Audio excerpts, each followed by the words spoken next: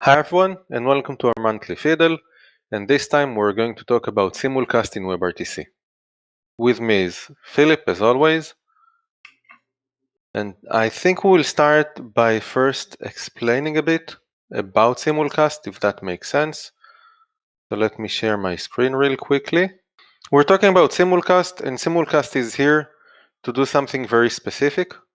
What we want to do is in an SFU, a media server, we want to receive media from all the participants and then route that media to all the other participants. So if I'm this guy here, the redhead guy, I'm sending my media and that media gets received by everyone else. It gets routed to everyone. Now the problem with this approach is that we have a lot of different media streams going into our machine. Okay, from the server, and this number grows the more users we have in a call. So what we're looking for in an SFU is flexibility. Okay, and that flexibility today is achieved by using something called simulcast. What simulcast does, it allows a device, one of the machines, my machine for example, to encode and send multiple streams towards the SFU. Each stream has a different bitrate. Okay, now the SFU has 3 different media streams from me, each one at a different bitrate, different resolution, different quality. Okay, and he can then decide which of these streams to forward to the users. So if he sees some user that has a very good machine, he can send him the high bitrate stream. If there is a user with a poor connection or a CPU that is lower or a smaller device, let's call it, okay, it can send it the lower bitrate. So what we get here is the flexibility of using something like WebRTC and simulcast. And now, Philip, you've prepared for us a demo or a sample of that? Mm-hmm. Yes, it's not a fiddle this time because it is a bit too large for a fiddle. It's based on an old WebRTC hacks post, and we're going to look at simulcast in the browser. So we have a page that is similar to a fiddle in the sense that it is using 2 local peer connections and no server in the middle, no SFU. Mm-hmm. And that requires some STP manipulation tricks, which you can find in the WebRTC hacks post, and it gives you a playground where you can really try the browser APIs and test the behavior. Okay, so what I see here on the local view, the graph says the outgoing bitrate, right? Yes. So we have 3 outgoing bitrates. That is something that got into Chrome 5 or 6 releases ago. So you can see the different bitrates and the different frame rates, which are all equal in this case. Okay. And then for the remote video, I see 3 separate lines. Yes. So One we for have each incoming stream. Mm-hmm. We have the first one, which is a low resolution stream. You can see it's a bit pixelated, 320 times 180, which is a 16th of the original resolution, or a fourth in each dimension. And then we have a 640 360 stream and a 720p stream. Okay, so 100 kilobit, 450, 500 kilobit, and then 2 point something kilobit, megabit. Yes. Okay, and we can play with it dynamically, right? It's not as if this is set in stone. Yes, we can, for example, enable or disable different of these spatial layers. We can turn some of them off, turn them on, or we can limit the bitrate to see how does it behave if there's not enough bandwidth available. Okay, so can you what show should us we do such a first? thing? Let's play with bitrates. Yes, so we are going to get the sender and call sender get parameters. Exactly. Okay. This is on the sender side. Mm-hmm. Okay. And we have our parameters object, and we're interested in the encodings array, which is a 3-element array because we're using simulcast. Mm-hmm.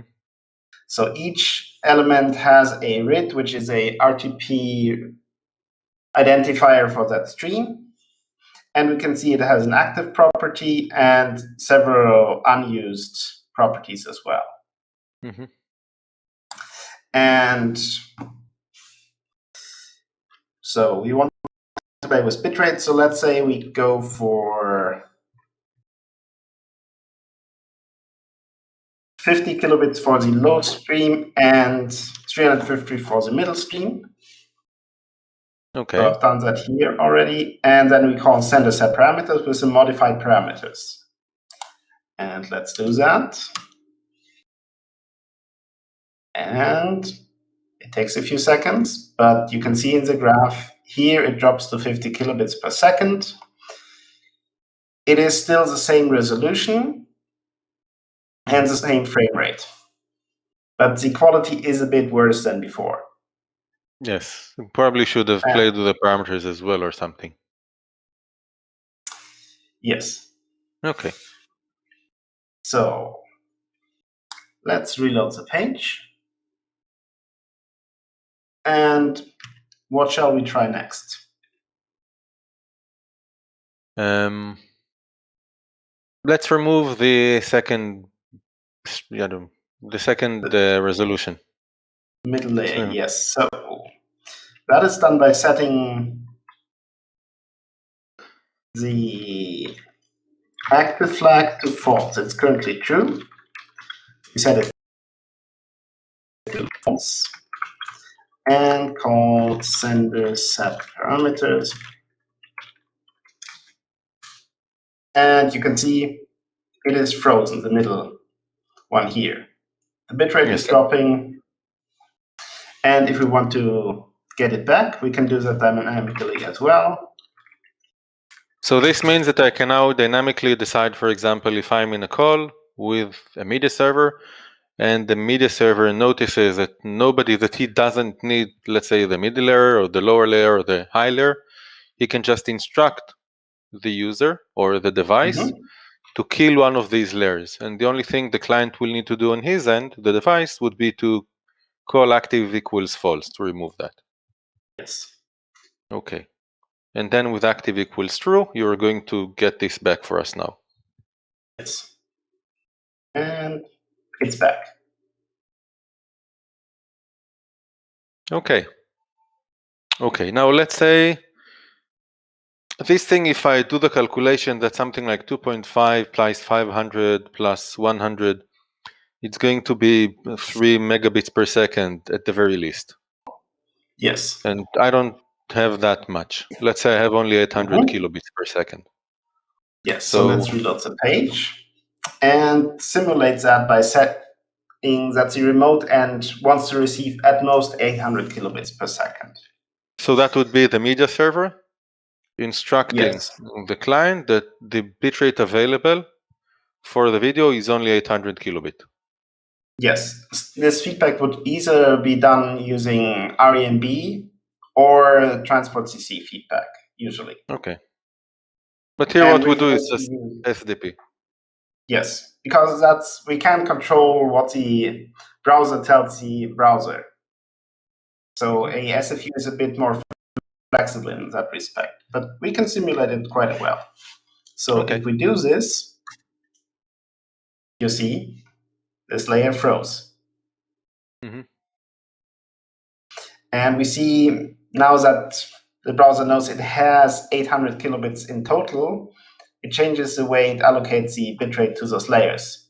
So here it goes from 450 to 700 and then 100.